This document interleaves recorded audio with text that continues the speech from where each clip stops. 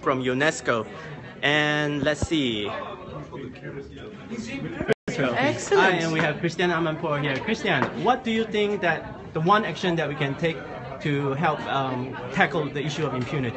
Well, we've been having some very interesting discussions, and hopefully you'll hear a lot more in the panel. But already some of the actions UNESCO has floated around and started in an experimental way could maybe be scaled up in order to support governments and really encourage them, first and foremost, to investigate those who deliberately imprison, wound, kill journalists, and hold them accountable and solve those crimes. That would be a good start. Well, thank you, Kristen. And I'm going to follow her to go into the room. This is room 9, and this is one of the main rooms where we have discussions on very important issues. And today we are going to talk about safety of journalists and how to tackle impunity. That's right. Very important. Yep. If anybody's interested in the truth and information around the world, you need, journalists who are able to operate without fear, to just go out and do their work and bring back the vital information you all need.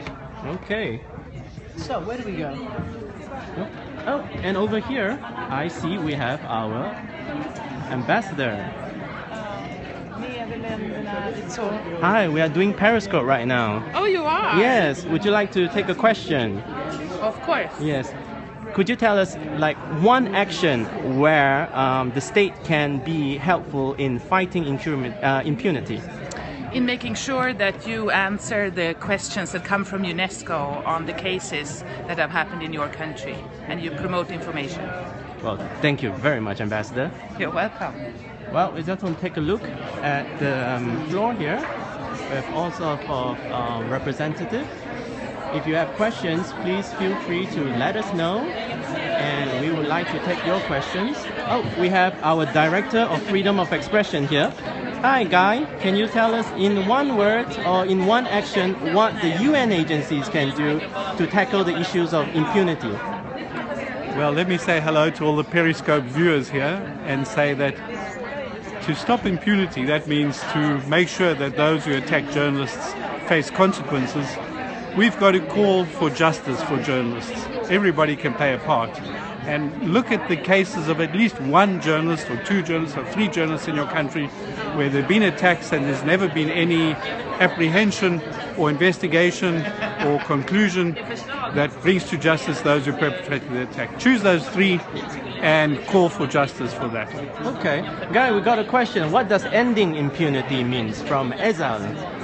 Oh, well, ending impunity means the fact that nobody should get away with an attack on journalists. That's what it means. Well, it means that there must be a judicial process, an investigation by the police, a court process, and that those who attack journalists should face the consequences, face the music. Thank you, Guy. And I think we have Janine here. Janine, hi, we are doing Periscope. Would you like to say something about what the media can do to tackle impunity?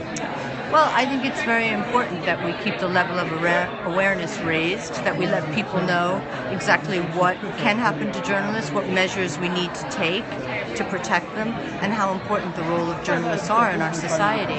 Free expression and building institutions that are stronger. So journalists play a hugely important role, and we need to protect them. Well, thank you very much. You. Well, that's Janine from Newsweek. Well, I think, yes.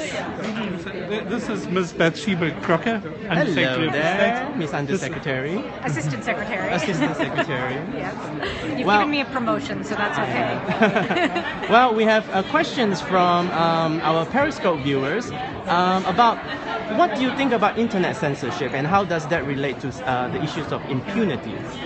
Well, I mean, it's just part and parcel of the question. You know, when you get to the point in which governments are making decisions to censor what people can see, what people can write about, what people can read, it just can kind of lead inexorably towards questions around impunity, because it lends the suggestion that it is okay for governments to be making decisions around freedom of expression, around what journalists are and are not allowed to do. And so it can start a very dangerous cycle. and certainly it impedes freedom of expression and impedes the ability of people to exercise their rights as citizens in countries around the world. Well, thank you very much, Assistant Secretary Crocker. Thank you. And, well, hi there again. Well, this is Ming. I work for UNESCO, and we try to promote freedom of expression and the safety of journalists. And as you can see, I'm going to turn around a little bit. The room is about full right now. And I think that's it for now. We will update you a little bit later.